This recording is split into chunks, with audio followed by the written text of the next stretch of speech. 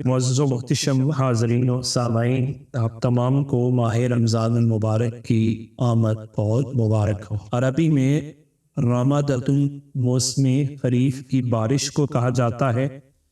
اس بارش کا عرب بڑا انتظار کرتے تھے۔ اس بارش کے ساتھ پودے دھل جاتے، کونپلیں پھوٹ جاتی، ماحول خوشگوار ہو جاتا، گرد و غبار تھم جاتی، کلیاں کھل جاتی، پودوں پہ موسم بہار آ جاتا۔ اسی سے رمضان بنا۔ یہ مہینہ بھی روحانیت کی بارش کا مہینہ ہے، جس سے ایمان کا پودا کھل جاتا ہے۔ عقائد کی شاخیں، عبادات کی شاخیں، معاملات کی شاخیں، معاشرت کی شاخیں اس مہینے میں دھلتی ہیں تو اللہ کی رحمتوں سے دھل رہی ہوتی ہیں۔ بدعقیدگی، بدعملی، ظلم و زیادتی کی گرد جم جاتی ہے اور ہر طرف عبادت کی ریاضت، حیا اور طہارت کی بہار آ جاتی ہے۔ حضرت مجدد الفسانی علیہ الرحمہ نے مکتوبات شریف میں یہ پہلو بیان کیا۔ فرماتے ہیں کہ 11 مہینوں میں بھی اللہ تعالیٰ کی رحمتیں برستی ہیں، انہیں ایک طرف رکھ لیا جائے اور ایک رمضان کی رحمت کو رکھ لیا جائے تو ان کا تقابل ایسے ہی ہے جیسے سمندر اور قطرے کا تقابل ہے۔ اتنی رحمتیں ہیں جیسے سمندر اور قطرے کا تقابل ہے۔ اسی پر ہماری یہ اتنی بڑی خوش قسمتی ہے کہ ہماری زندگی میں ایک مرتبہ پھر یہ ماہ مقدس آیا۔ اگر اس پر سارا سال بھی شکر ادا کرتے رہیں تو یہ شکر ادا نہیں ہوگا۔ کیوں؟ اس وجہ سے کہ ماہ رمضان کی مانگی ہوئی معافی، کی ہوئی تلافی، کی ہوئی توبہ، پائی ہوئی رحمت یہ پورے سال میں وہ جوبد نہیں دکھاتی جو یہاں کا ایک لمحہ بھی دکھا سکتا ہے۔ اس حوالے سے حضرت طلحہ بن عبید اللہ رضی اللہ تعالیٰ عنہ کی وہ حدیث پاک یقیناً ہم سب کے لیے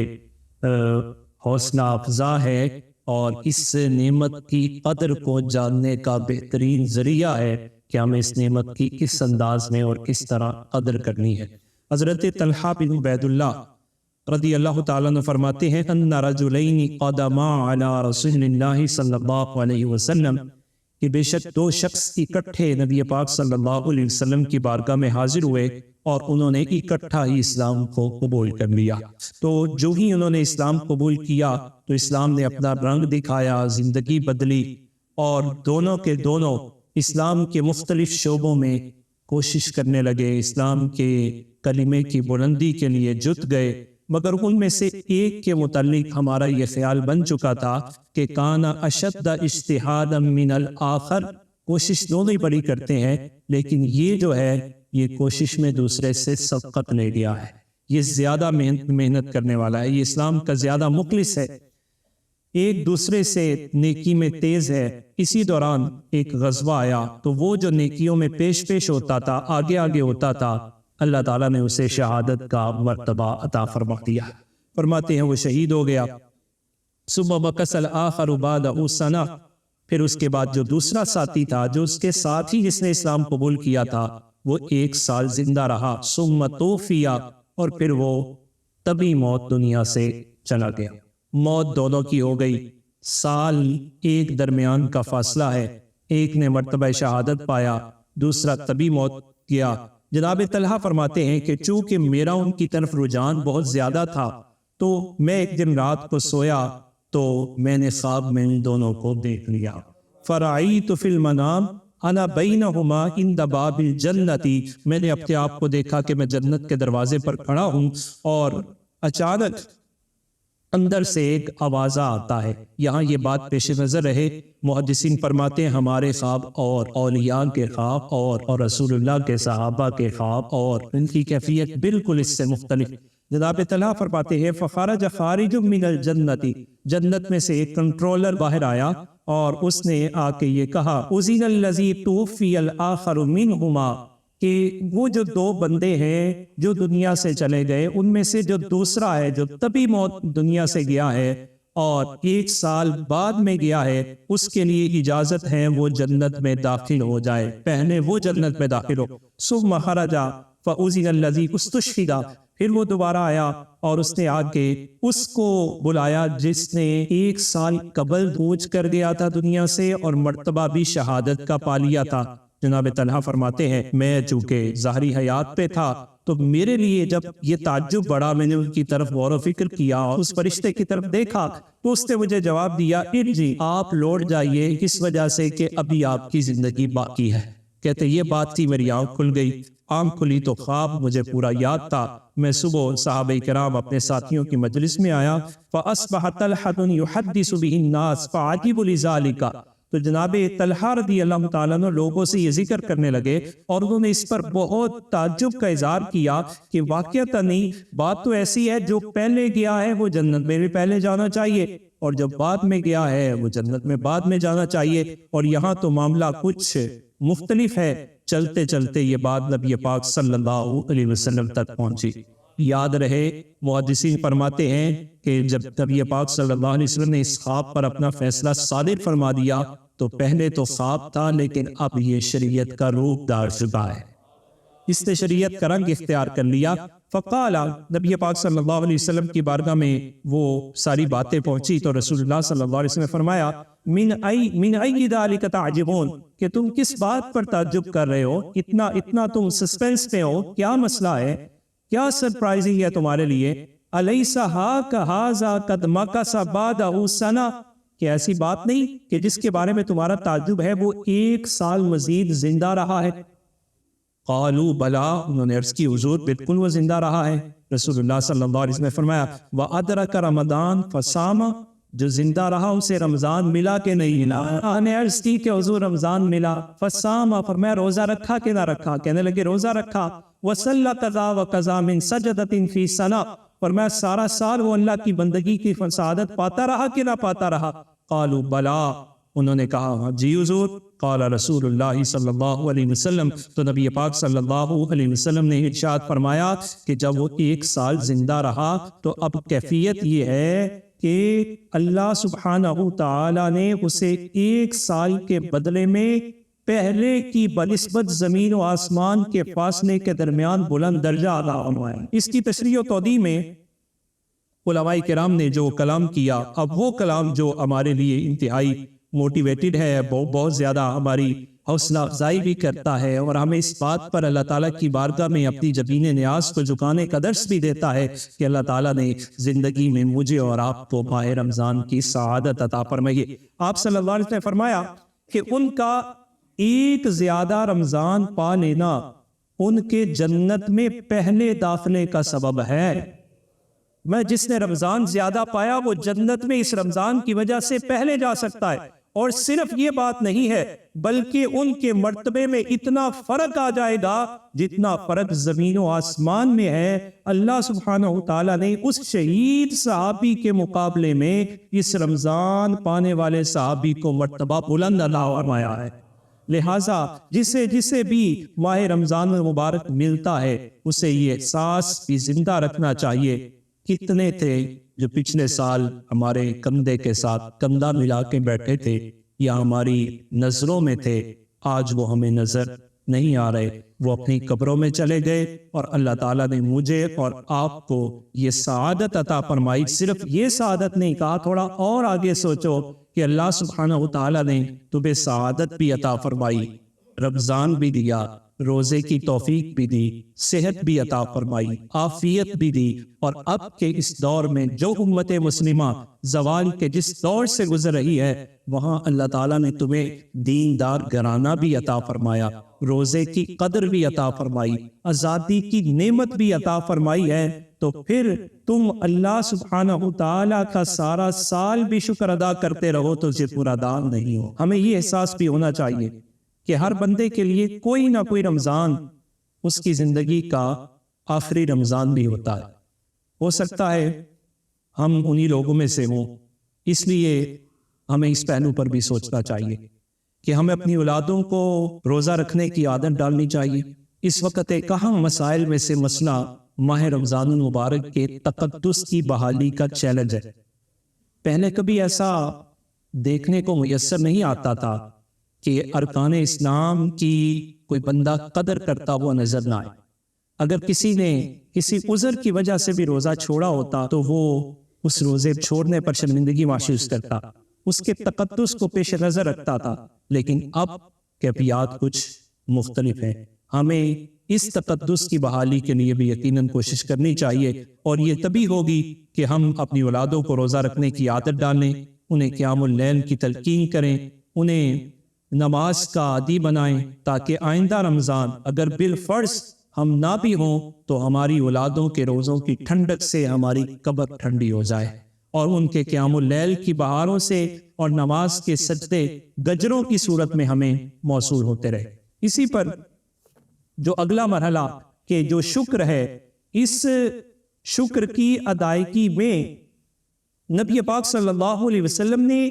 اس کو اللہ تعالیٰ کا احسان عظیم سمجھتے ہوئے بھی اپنی جبین نیاز کو جھکانے کا درس دیا۔ رسول اللہ صلی اللہ علیہ وسلم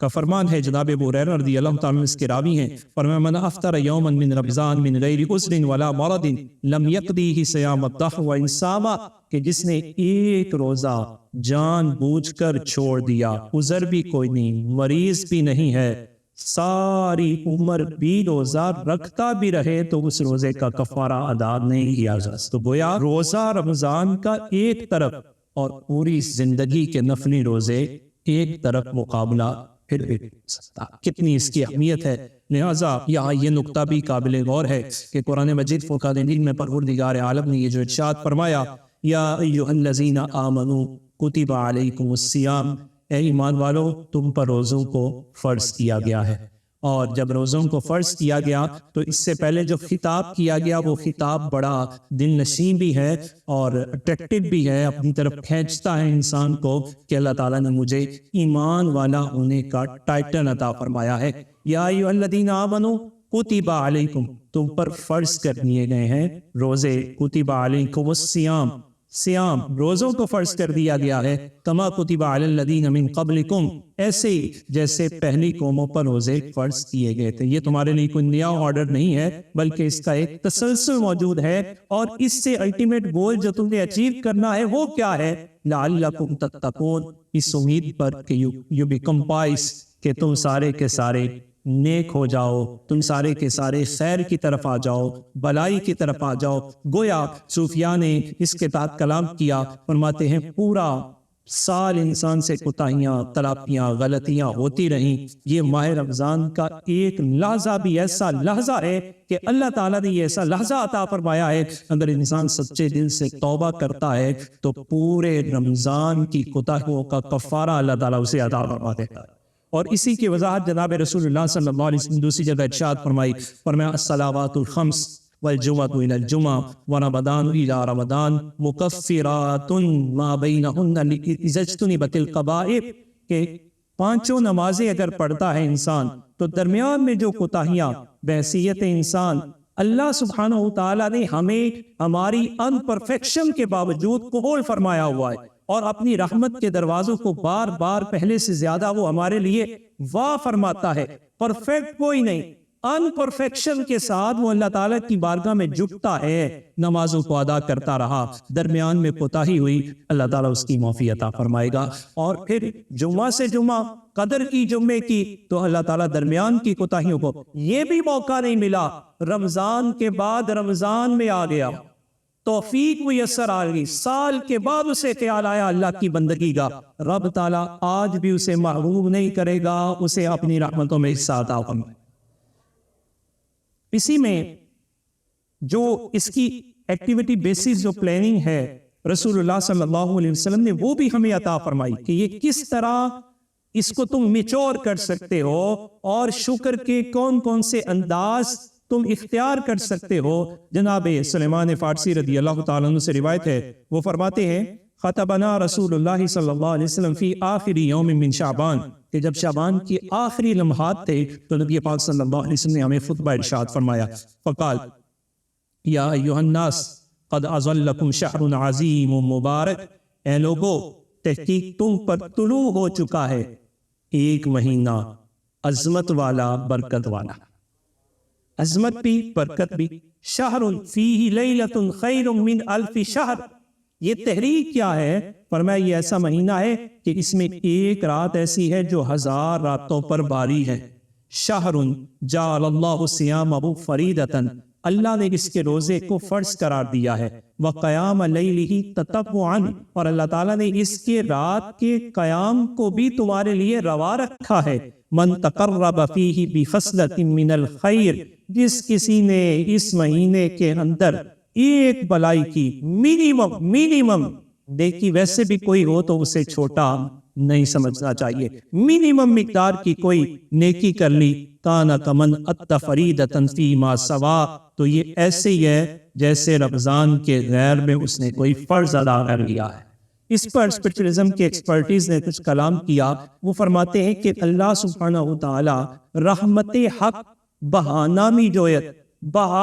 جویت، پر میں یہ انسان کی فطرت ہے کہ کوئی اس کے شکنجے میں آ جائے تو وہ اسے نہیں چھوڑتا. وہ رحمان ہے، کریم ہے، بردبار ہے، حلیم ہے. وہ قبضے میں لیتا ہے اور پھر چھوڑ دیتا ہے. اور پھر اس کے انداز کیا ہے کہ وہ پروردگار عالم اپنی رحمتیں خود نچھاور کرتا ہے. بندوں کی دو کیفیت ہے، ایک وہ مقام اس نے رکھا ہوا ہے کہ جس مقام پر پہنچو تو رحمت ملتی ہے، اگر کوئی نہ بھی پہنچ سکے تو اس نے مقام کی تبدیلی کے لیے ایام کی تبدیلی کو اس کا مقدر فرما دیا ہے. کہ کیا مطلب؟ فرمایا اللہ تعالیٰ کی رحمتیں ہر لمحہ کعبۃ اللہ پر برستی ہیں. جو صاحب استطاعت ہوتا ہے، جو ہی وہ حرم میں داخل ہوتا ہے، مطاف میں داخل ہوتا ہے، قدم قدم پہ لاکھوں نیکیاں ہیں، اللہ تعالیٰ کی رحمتوں کے حصار میں آ جاتا ہے، اور نورانیت ہی نورانیت، انوار و تجلیات اس پر برس رہے ہوتے ہیں. لیکن یہ سب کچھ پانے کے لیے رقم خرچ کرنا ہے، گھر بار کو چھوڑنا ہے، وہاں پہنچنا ہے، اپنے آپ کو محفوظ رکھ کے اللہ تعالیٰ کی رحمتوں کے حصار میں لینا ہے. یہ تو کوئی صاحب استطاعت ہی کر سکتا تھا. غریبوں کا کیا بنے گا؟ فرمایا غریبوں کو اللہ تعالیٰ نے گھر گھر رمضان عطا فرما دیا کہ یہ رمضان جانا نہیں پڑتا بلکہ یہ خود آتا ہے. اور جب آتا ہے تو کیفیت کیا ہے کہ غیر رمضان میں ایک کام ہے تو وہ ایک ہی رہتا ہے، اس میں ایک ہے تو ملٹیپل ہوتا ہے، اور ملٹیپل بھی اتنا 70 بلکہ 70/70. اور بسا اوقات کیفیت یہ ہے کہ خود روزے کا عالم یہ ہے کہ پروردگار عالم کے محبوب صلی اللہ علیہ وسلم فرماتے ہیں، رب تعالیٰ یہ ارشاد فرماتا ہے، حدیث قدسی ہے، الصوم لی وانا اجزی بی او اجزا بی، کہ روزہ میرے لیے ہے تو اس کی جزا بھی میں ہی بندے کو عطا فرماؤں. یعنی اس کے اندر کوئی لیمیٹیشن نہیں، انلیمیٹڈ، جو رب تعالیٰ چاہے گا. تو یہ کیسے ملے گی؟ فرمایا ان اللہ لا ينظر الى صورکم ولکن ينظر الى قلوبکم، اللہ تمہاری صورتیں نہیں دیکھتا، تمہارے دل دیکھتا ہے. اگر تمہارے دل اللہ سبحانہ وتعالیٰ کی بندگی کے پیکر بنے ہیں تو اسی لیول کے مطابق اللہ تعالیٰ تمہیں اجر بھی عطا فرمائے گا اور تمہارے لیے پیوریفیکیشن کے اہتمام بھی اللہ تعالیٰ فرمائے گا. یہی موٹیویشن دیتے ہوئے فرمایا وَمَنْ أَتَّى فَرِيدَةً فِيهِ كَانَ كَمَنْ أَتَّى 70 فَرِيدَةً فِيمَا سِوَا، اپنے گھر میں ہی کیوں نہ ہو ایک فرض ادا کرے گا تو ایسے ہی ہے جیسے اس نے 70 فرض ادا کیے ہیں. پھر فرمایا وَهُوَ شَهْرُ الصَّبْرِ، تمہارے ضروری کام کرنے کے یہ ہیں کہ یہ صبر کا مہینہ، ٹو مچ ٹالرنس. وَالصَّبْرُ ثَوَابُهُ الْجَنَّةُ، اور صبر کی جزا وہ جنت ہے. وَشَهْرُ الْمَوَاسَاتِ، یہ ہمدردی کا مہینہ ہے، خیر خواہی کا مہینہ ہے. وَشَهْرٌ يُزَادُ فِي رِزْقِ الْمُؤْمِنِ فِيهِ، اور یہ وہ مہینہ ہے کہ جس کے اندر مومن کے رزق کو بڑھا دیا جاتا ہے. اب یہاں محدثین نے سوال کیا کہ مومن کا رزق کیسے بڑھتا ہے؟ ایک تو رزق وہ ہے کہ جسے ہم کھانے پینے سے تعبیر کرتے ہیں، مال و دولت سے تعبیر کرتے ہیں، یہ بھی بڑھتا ہے چونکہ ویلتھ سرکولیشن کا جو خوبصورت نظام بڑی عید کے موقع پر اور ماہ رمضان کے موقع پر اسلام کا سوشل ویلفیئر کا یہ مضبوط نظام ہمیں نظر آتا ہے کہ ہر شخص کی یہ کوشش ہوتی ہے کہ ڈیزرونگ تک پہنچے، مستحقین تک پہنچے اور پہنچ کر انہیں کچھ کھلائے. اور یہ مہینہ ایسا ہوتا ہے وہ کھا کے کم راضی ہوتا ہے، کھلا کے زیادہ راضی ہو جاتا ہے. یعنی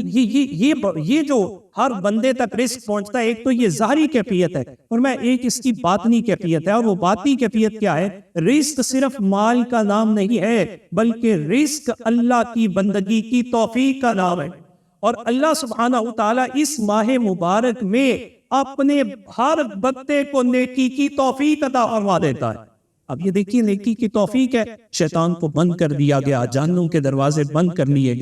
دیے گئے، انسان نیکی کے راستے پر تیزی سے لپکتا ہے، انسان کے دل کے اندر نرمی ہوتی ہے، انسان کے دل کے اندر نیکی کرنے کے جذبات پہلے سے زیادہ ہوتے ہیں۔ گویا یہ وہ نیکیوں کا رزق ہے جو اللہ سبحانہ وتعالی غیر رمضان میں نہیں دیتا، خصوصی طور پہ رمضان میں عطا فرماتا ہے، اور تقریباً ہر بندے کو یہ عطا فرما دیتا ہے۔ اور وہ خوبصورت اب ہم سب کے آپ سب کے چہروں پر نظر آ رہا ہے، اور سب کو آج ماہ رمضان کے جمعے کا کس انداز میں انتظار ہوگا، کس طرح سارے کشا چلتے ہوئے دکھائی دیں گے، کس انداز میں نیکی سبقت بڑھنے کے جذبات انسان کے اندر موجود ہوں گے۔ یہ وہ اللہ تعالیٰ کا فضل ہے جو اللہ تعالیٰ ماہ رمضان میں عطا فرماتا ہے۔ من فطر فیہ صائما کان مغفرۃ لذنوبہ وعتق رقبتہ من النار۔ اب فلاح امت کا جو درس دیا رسول اللہ صلی اللہ علیہ وسلم نے فرمایا، جس نے اس میں کسی روزے دار کا روزہ کھلوایا تو دو کام ہوں گے، اللہ گناہ بھی معاف فرمائے گا، جہنم سے آزادی بھی اللہ فرمائے۔ یہاں یہ بات کلیریفائی ہونی چاہیے کہ بہت عجیب بات ہے کہ سوشل میڈیا پر اس طرح کے ٹرینڈ چلیں کہ شیطان تو قید ہو گیا لیکن تاجروں کو کھلی چھٹی دے دی گئی۔ ایک تو یہ ویسے نازیبا ہے، ایسی چیزوں کو شیئر نہیں کرنا چاہیے۔ دوسرا، اگر کوئی ایسا معاشرے میں سکون پایا جاتا ہے تو مجھے اور آپ کو اس کی طرف توجہ کرنی چاہیے کہ جب اس ماہ مبارک کو نیکیاں کمانے کا مہینہ قرار دیا گیا ہے تو معاشرے کے لیے، معاشرے کے افراد کے لیے سہولتیں پیدا کر کے نیکیاں کمانے کی کوشش ضرور کرنی چاہیے۔ فرمایا من فطر فیہ صائما، کہ آپ کے پاس میرے پاس جو بھی خریداری کرنے کے لیے آئے اور خصوصاً رمضان کے وقت کے لیے آئے تو وہ کتنا خوش نصیب ہے، اسے معلوم ہے مسلمان ہے، چہرے کا نور بتا رہا ہے، جو سودا مجھ سے لے گا لگتا ہے میرے ہی سودے سے افطار کرے گا، وہ مال بھی لے لے گا، لیکن اگر اس نے نیت اچھی کر لی تو اللہ اجر بھی عطا فرما دے۔ تو لہٰذا اپنی نیتوں کی ڈائریکشن کو درست کر کے پھر فرمایا وَقَانَ لَهُ مِثْلُ أَجْرِهِ مِنْ غَيْرِ أَنْ يَنْقُصَ مِنْ أَجْرِهِ شَيْءٌ۔ فرمایا کسی کے ذہن میں یہ سوال آ سکتا تھا کہ ہو سکتا ہے جو بندہ روزہ کھلوائے اسے تو ثواب ملے گا، تو جو روزہ کھولے گا لگتا ہے اس کا ثواب کم ہو جائے گا۔ فرمایا ایسی بات نہیں، اللہ تعالیٰ روزہ کھولنے والے کو بھی ثواب دے گا، روزہ کھلوانے والے کو بھی اجر عطا فرمائے گا۔ پھر فرمایا قالوا یا رسول اللہ، صحابہ کرام نے ایک مسئلہ حل کیا، انہوں نے عرض کیا یا رسول اللہ لیس کلنا یجد ما یفطر الصائم، ہمارے پاس میں سے ہر بندہ اتنی کیپیسٹی تو نہیں رکھتا کہ وہ لوگوں کو افطار کروائے، تو پھر ہم کیا کریں؟ جنہوں نے افطار کروانے ہیں، افطاریاں کروانی ہے، وہ تو سبقت لے جائیں گے، بازی لے جائیں گے، یہاں ان کا کمپٹیشن موجود ہے، نیکی میں بڑھ جانے کا کمپٹیشن موجود ہے۔ اللہ سبحانہ وتعالی کی بارگاہ میں کوالٹیاں دیکھی جاتی ہیں، کوانٹیٹیاں نہیں دیکھی جاتی۔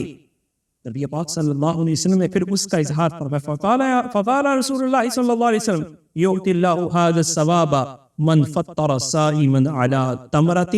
او علی شربۃ ماء او مسقۃ لبن، فرمایا رب یہ اجر اسے بھی عطا فرمائے گا جس نے کھجور کی خشک گٹھلی لی، یا اس نے پانی کا ایک بوند لی، یا اس نے دودھ کا ایک گھونٹ کسی کو پلا دیا، یہ اجر اللہ اسے بھی عطا فرمائے۔ پھر فرمایا وَهُوَ الشَّهْرُ الْأَوَّلُ رَحْمَةٌ، کہ ابتدا ہی سے اسے موقع غنیمت جانو،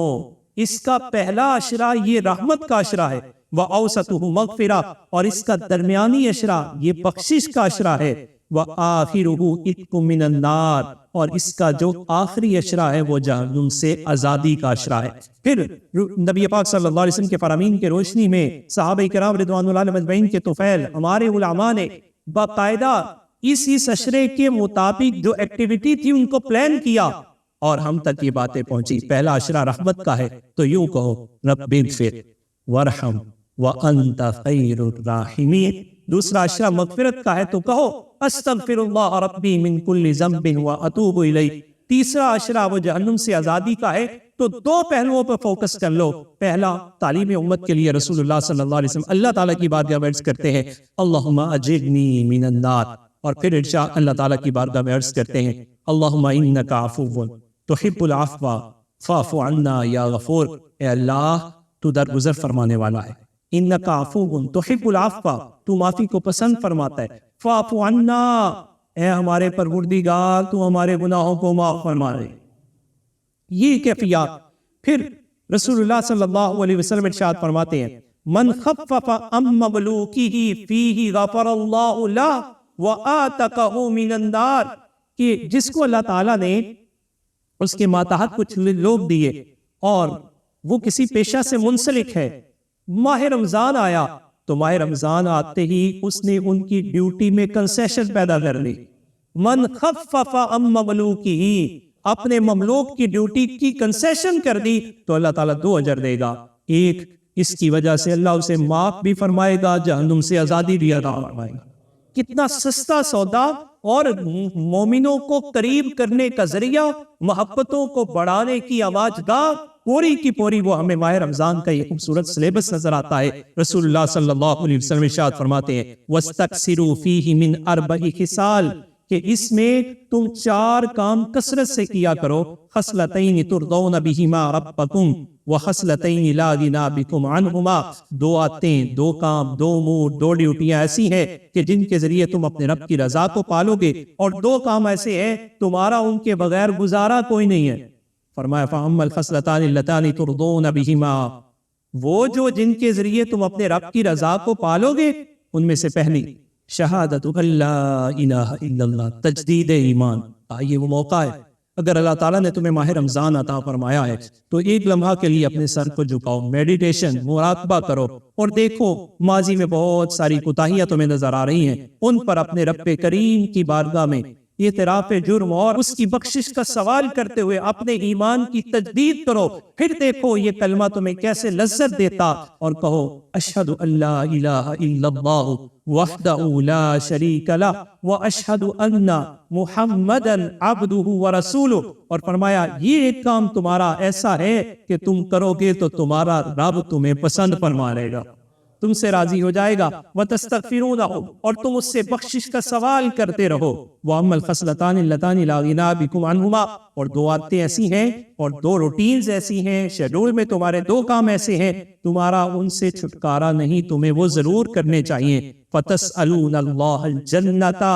کہ جہاں تم جنتیوں والے کام کرو وہاں جنت کا اللہ سے سوال بھی کرو، اللہ تعالیٰ سے جنت کو طلب کرو۔ وَتَعُوذُونَ بِهِ، اور تم بِهِ مِنَ النَّارِ، اور تم جہنم سے پناہ طلب کرو۔ وَمَنْ سَقَى صَائِمًا سَقَى اللَّهُ مِنْ حَوْضِ شَرْبَةً لَا يَسْمَعُ حَتَّى يَدْخُلَ الْجَنَّةَ، اور پھر آخر میں رسول اللہ صلی اللہ علیہ وسلم نے مزید تحریک اور امت کی خدمت میں جٹ جانے کا، لوگوں کے لیے نفع بخش ہو جانے کے لیے ایسی تحریک دلائی، فرمایا من سقا صائمن، جس کسی نے روزے دار کو پانی پلایا، سقى اللہ من حوض شربتن، اللہ تعالیٰ قیامت کے دن میرے حوض کوثر سے اسے پانی عطا فرمائے، اور یہ پانی ایسا ہوگا کہ لا یسمع حتی یدخل الجنہ، جب تک جنت میں داخل نہیں ہو جائے گا پیاس اس کے قریب بھی نہیں آئے۔